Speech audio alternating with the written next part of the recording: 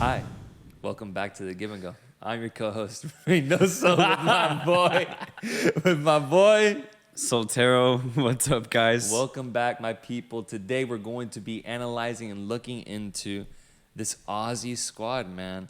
Australia. The Socceroos. The Socceroos. They have found themselves back at this tournament.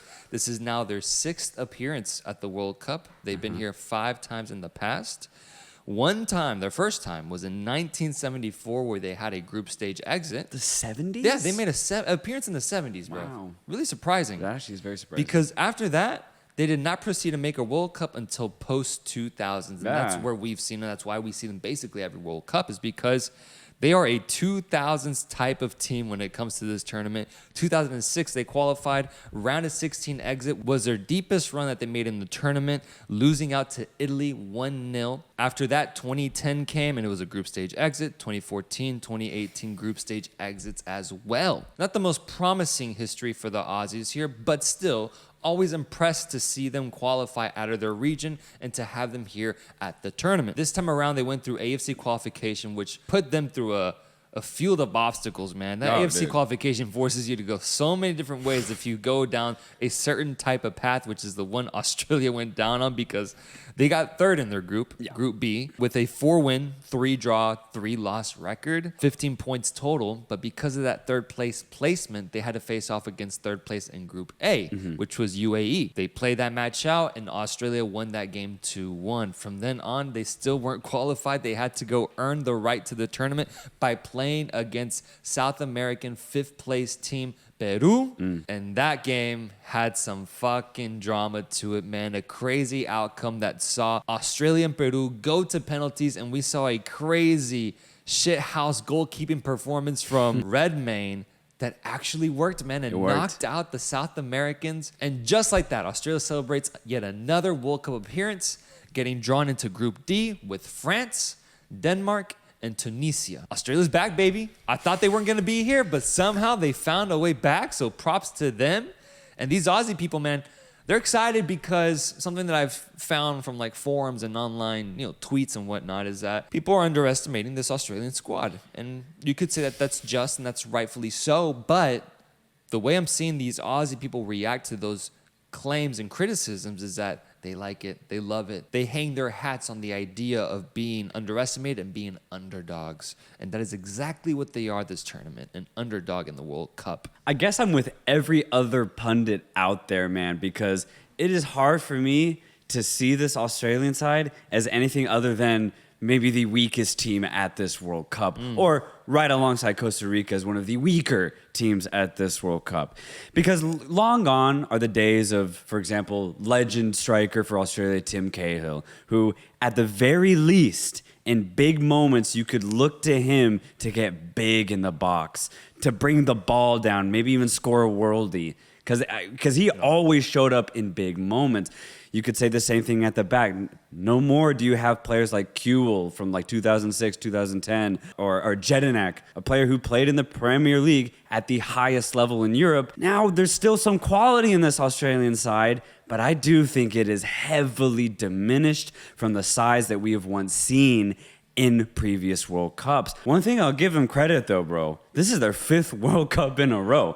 It is getting to the point where if Australia is not here, I'd actually be kind of surprised. And that actually is a compliment to them because they have played really good, consistent football now for almost 20 years. So that to me is very, very impressive, and I'll give them that credit because I do think that they deserve it. And they've had some really good moments in the World Cup, but it's just, when I look at this team, man, when I look at the quality and the talent that they have, I just don't see it, bro. I don't see it. And we'll get into the players here in just a second, but holistically, I see pockets of light. I think that could actually shine a little bit here at this World Cup in 2022. But overall, man, I think it's going to be really, really tough for them. And if you're Australian, I can kind of get their point of view in the sense that, like, Australia is always underdogs at these World Cups, bro. No matter how dominant they are in Asia, or no matter the style of football they're playing or the results that they're getting, Australia's always just in general going to be a weaker team at a World Cup. I remember in 2014, they actually had some really good players. Cahill was in his prime at the time, and Matthew Leckie was like 22 years old and had an incredible tournament, bro. He went off to the point where he ended up having a lot of rumors as to what type of club he could go to, especially in the European landscape. And for a guy like Leckie at the time to get that type of notice, that was big, because that's what the World Cup is all about. You're from a country that not a lot of people know about, and you just pop off, right? So Australia, in my opinion, have always had players like that have allowed them to fight, bro. Because in 2014, yes, they obviously were probably the weakest team in that group with Chile, Spain, and the Netherlands, but they fought, bro. In every single game, they at least entertained and kept it incredibly competitive. So that's one thing I'll give Australia, bro, is that, dude, they do not let down. And we saw it in those big games that you just said, against the UAE, and then another big game against Peru, where it was do or die for Australia. And they came out on top both times, obviously, because they are now here. I think that actually means something, bro. Australia has fight to them. They have a lot of fight to them, even now that their skill level, I think, has deteriorated. But yeah, Australia's got a dog in them for sure. Yeah, it's interesting to approach this Australian team with that mentality, because they do deserve a lot of credit for that. And yeah, it makes sense, because that time that they did manage to make a good run in the World Cup, or at least challenge those teams in 2014, it was so prominent because we were thinking so lowly about them. The general state of the world didn't really know about Australia as this football powerhouse, and so to see them show up on the biggest stage and just provide to be a really entertaining team was awesome to see, man. And you had some really fun players on that team, so it makes sense why that mentality pays off for them and why they were so recognized back then. But now I get concerned, bro, because that type of mentality can definitely lift you up in really hard moments, but you still need quality, man. You still need talent at hand to be able to work off of, man. Yeah. What really concerns me is the way they went about qualification, bro. If you compare the qualification performance that Australia had compared to every single other team at the World Cup, in my opinion, they had the least impressive World Cup qualification cycle, because, bro, third place in AFC. Yeah. Third place behind Saudi Arabia and Japan. And not just that, their record in the group was, to me, it isn't impressive. They then get matched up against UAE, and I mean, yes, they did manage to win that game and show up when it was asked them to do so. But, bro, it's UAE, man. It's UAE. You have to win that game. Failed to impress throughout all of qualification. Terrible. I actually did watch a couple of their games, funny enough, and I was never impressed by them. So, yes, I almost expected Australia to, at the very least, with the little talent that they have, to get those results.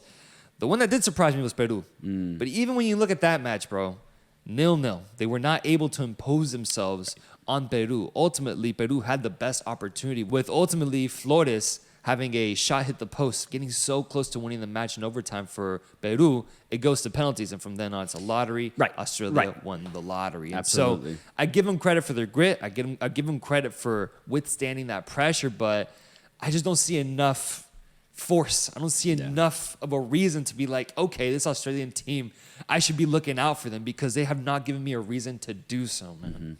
Yeah, actually, you bring up a really good point, because when you look at the overall scope of Australia's performances over the last 8 years, I think they peaked in 2014, where they had a very competitive tournament. Yes, didn't make it out of the group, but again, for a side like Australia, where they just don't really have that much quality, I thought they did pretty well. And I would have been proud if I was truly Australian and that was my team representing me at a tournament.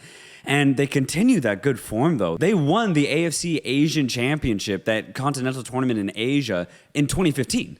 So they were champions of Asia immediately after Brazil 2014. So it did show that they had a really good squad for those like 2-3 years right around 2014. But pretty much after that, bro, I saw this Australian team just slowly decline in form, in players that they had at their disposal to kind of like create chances, and offensive players in general, because Cahill was just not getting any younger. Leckie was just continuing his form, but he never became that incredible player that maybe Cahill once was, at least from a productive standpoint. And then there were no, really, other than Leckie, bro, there were no other big name Australians that were coming through the ranks at a young age in Europe, even in Australia, to really shine on the international stage. And it really showed, because going into 2018, man, I was like, yeah, this Australia team just ain't it. And I thought they had a really bad tournament. I thought 2018 was actually poor from Australia. They fought as much as they could, but at the end of the day, they were clearly the inferior team every single second of every single match that they played. Like, it was just it was a really bad performance, and the worst performance that I had seen Australia give in a World Cup, because again, I thought 2010 and especially 2014, they were at least able to be competitive and to fight. But yeah, 2018 was bad. So that trend for me has just continued, as you just said, because yeah, their qualification form this cycle was bad, man. Really bad. No longer are they even close to being Asian champions, man. They barely made it. And in my opinion, they got lucky that they had to play a very weak United Arab Emirates side. As you said, like, that's not that impressive to beat them. And then to beat Peru, I already said, I think it was just their grit that got them through it. They were a little bit more physical, a little bit more aggressive than Peru. I'll give them that. And it actually worked because Peru on the day just could not string together more than 3 or 4 passes. They blew it, man. Yeah, they blew it. Like, from a technical perspective, the Peruvians were not there that day. They were absent. Australia took advantage of that, man, because they just got more aggressive and they just put pressure on the Peruvians and they could not handle it. You're right. They ended up getting the lottery ticket to go to 2022. So they are here, but I think my outlook on Australia is even more grim than in 2018, man. Yeah, I think it's more grim. I don't even. Even in 2018, you had a in prime Aaron Moy, you know? Yeah, You sure. at the very least had that. Yeah, man. I don't see it, bro. Where am I supposed to look on this lineup, man? I don't see Where am I anything, supposed to dude. see that shining light? Because these players, bro, are playing at some of the most interesting clubs I've ever seen in my life, bro. As I was looking through the squad list, I was like, wait, he plays there? Where's this club at? For example, Atkinson, bro, the right back, plays at a club called Hearts. Yeah, in Scotland. Dude, Hearts. half of the squad is based in Scotland, which is crazy. So Scotland may not be at the World Cup here, but they're going to have a lot of Scottish representation through Australia. Scotland 2.0. Baby. Yeah, basically, bro. That's crazy, yeah. Another play that I would want to point out is, yes, Aaron Moy. Aaron Moy will be back at the tournament, stationed at almost defensive mid position, but being the absolute leader and go-to guy for this team, man. Absolutely. I remember his time when he was in the Prem playing for Huddersfield. Yes, right? yeah. Huddersfield. And he was prominent, bro. He stood out to me during that time. He has such a look to him, of course, with his bald head. And he really knows how to fling a ball over the defense and how to control a midfield. Has always struck me as a generally smart player, bro. Yeah. The Aussie Iniesta, if you want to go with that. Sure, no, absolutely. He's at Celtic now in Scotland. Scotland. We just went up against Real Madrid, played like 63 minutes, got trounced 5-1. But hey, you know, you're still playing big minutes in the big match. He's there. That means something. So I think if there's any sort of shining light in this team, it might be there because he could maybe turn the clocks back a little bit. He's probably the most experienced player in the sense of playing the biggest games for Australia outside of maybe Matthew Ryan. Shout out to Aaron Moy. I know, absolutely. Actually, for me, the midfield in general for Australia is the biggest point I have for them. My biggest point of concern and of worry. If it works out, then they'll at least be able to be competitive. If they don't figure it out, though, I think Australia will get blown out against the European sides that are in their group. So I actually want to start with these 3 midfielders specifically, bro, because if any of these midfielders are injured, Australia's done. They have absolutely no replacements for these 3 guys in the middle. Specifically, I'm talking about, yes, Aaron Moy, Jackson Irvine, who plays in the 2nd division of Bundesliga, and Aiden Hustrich, who is going to provide a little bit more creativity for this Australian side. The only problem with Hustrich is, yes, he is injured. There is still a chance that he could maybe play in this World Cup, maybe misses that first group stage game, but I still think Graham Arnold is actually going to call him up simply because, as I said at the very beginning, they do not have replacements, bro. He has to play. Yeah. And what's crazy is that, dude, Husic isn't really getting any game time even when he was healthy. Just moved from Eintracht Frankfurt to Hellas Verona this year. Overall, when I've seen Husic play, even for Frankfurt, just barely getting any bench minutes or looking at him in the Australian shirt, Husic is good on the ball, man, but he lacks a lot, bro. Whether it's decision making, true ability on the ball. Yeah, he's good, but yeah, I mean, when you compare him to like the midfielders that Denmark and France have, bro, Husic is definitely lacking, man. And it's just really tough because he's actually going to have a very important role to hold onto that ball, to provide ball relief when they do have possession, and then he's going to be asked to create. Bro, it's like having a big test and not being able to study. Yeah, man. No, yeah. Show up on the day. And you just go like, okay, maybe I'm on it today, maybe I'm not. Like, it's going to be like that for Hrustic. But again, there are no other players that even come close to that quality, and that's a bad thing. I'm not saying that's a bad thing for Australia's midfield. And then when you look on the other side of Aaron Moy, Jackson Irvine actually provides a really good physicality and athleticism to this midfield that simply Hrustic and Moy do not have. Irvine's a classic box-to-box midfielder, but in that sense, he's kind of old-fashioned because he doesn't have a lot of skill on the ball. You know, you're not going to see Irvine fling balls over the top like Aaron Moy does. You're not going to see him provide good through balls to his wingers or to his strikers once he gets possession. His sole goal is to disrupt, get the ball back if he can, and just try to intercept any passes in that midfield. Once he gets that ball, hopefully just lays it off to Moy or Hrustic if he's playing, and then from there, Irvine's just going to go back to just buzzing around that midfield and being big, getting big. The only other positive I have for Irvine is that he does make good runs into the box, especially if they have advanced possession and they're just looking for a corner. Irvine is not shy in getting in that box and honestly getting big because, like I said, a lot of these Australians have a lot of fight in them. And Irvine's definitely a fighter. But from a technical perspective, I think he lacks a lot of skill. You're seeing the common theme here. Other than really Aaron Moy, there's a lot of skill lacking in this Australian midfield. At least that's the way I see it. And as you said, even Moy is maybe a little past his prime. I mean, not even maybe. He definitely is past his prime. For Moy, his sole goal, hopefully, is just going to be provide relief off the pass.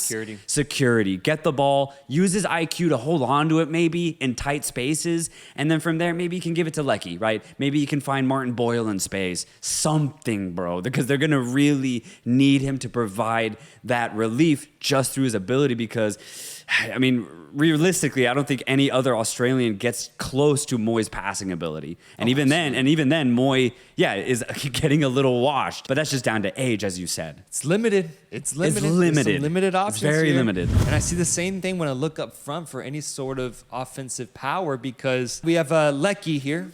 Leckie, who at one point was a really promising player, but is now past that threshold. Yeah. And you got another player in Duke who could potentially be nominated. But the thing is, like, when I look through all these Australian players and like I look to see how they're performing in their leagues with their teams, are they scoring goals? Are they being active? Do they have something that I can be optimistic about? Up front, bro, these guys are barely scoring in their leagues, man. Oh, yeah. Barely. Dude. Yeah. But because they do get just a handful of goals, they immediately get the call up because there's literally no one else to go with, man. Nope. Graham Arnold isn't even looking at the clubs they're playing at, the leagues they're in. He's just like, if you're getting any sort of output, I'll give you the shot. Yeah. The one player I will say that I've actually seen a bit more potential with in this Aussie front is actually Mabel, who plays at Cádiz right now in La Liga. And I remember that he came on versus Peru. And I remember he was actually really dangerous for them on that flank, causing a lot of trouble to Peru's defense. My only thing with him is, though, that the times that I've seen him, he's come off the bench. Yeah. And that might be part of the reason for why he's looked so dangerous. It's because he's running at tired defenses. He's a very aggressive player, so it makes sense. But a part of me almost wants to see if Graham Arnold will consider starting him when the World Cup comes, because what if he can continue to provide that same offensive impetus, but by starting a game instead of coming off the bench? That actually gets interesting because it's just going to be down to what Arnold wants as his front three, the type of style that he wants to go for. If he wants a classic number 9, then he starts Mitchell Duke, or he starts Adam Taggart in that number 9 position. But as you said, bro, both of them actually apply their trade in Japan, I believe.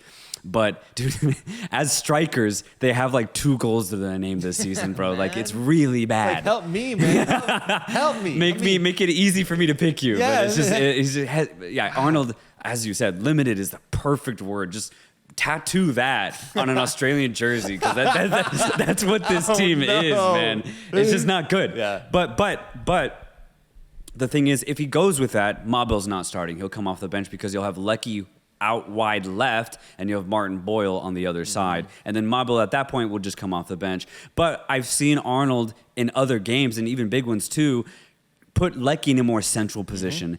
And he can do it. Matthew Leckie has the ability, and especially now since he's not that out-and-out winger that he once was, he actually might be more suited playing in a more central position where he doesn't have to run as much. A big thing for me is Leckie's play when he was in his prime was heavily based on his pace, his athleticism. Now that the fact that he's 31, 32 years of age, he's just not the same anymore. So you're not going to get the same Matthew Leckie. You'll get a more experienced one, maybe a smarter Leckie, but at the end of the day, he's ended his career in Europe. He's now playing back in Australia.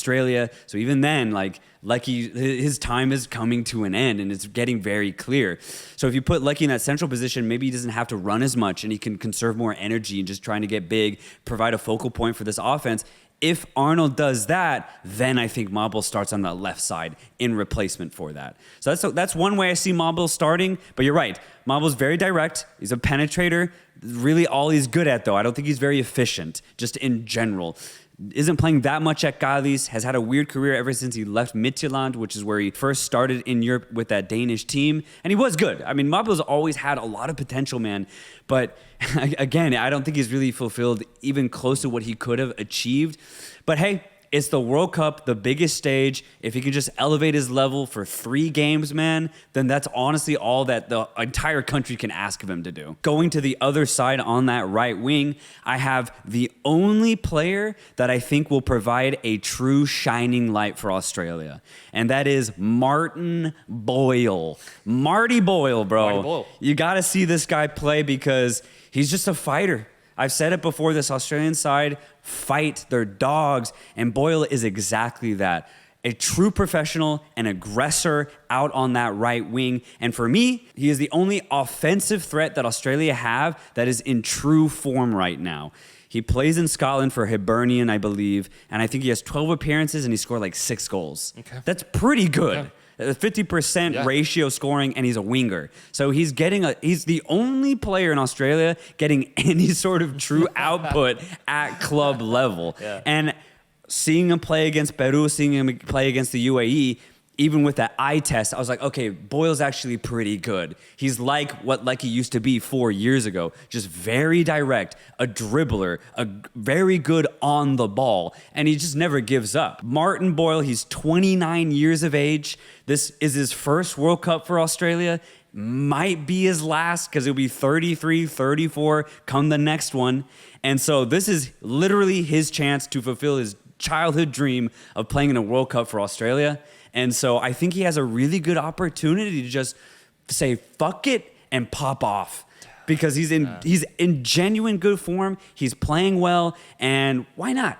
Why not? You see the rest of your squad and like, shit, this isn't how I would want my team to be in form-wise. But you know what? I'm feeling good. I'm playing well. Give me the ball, guys.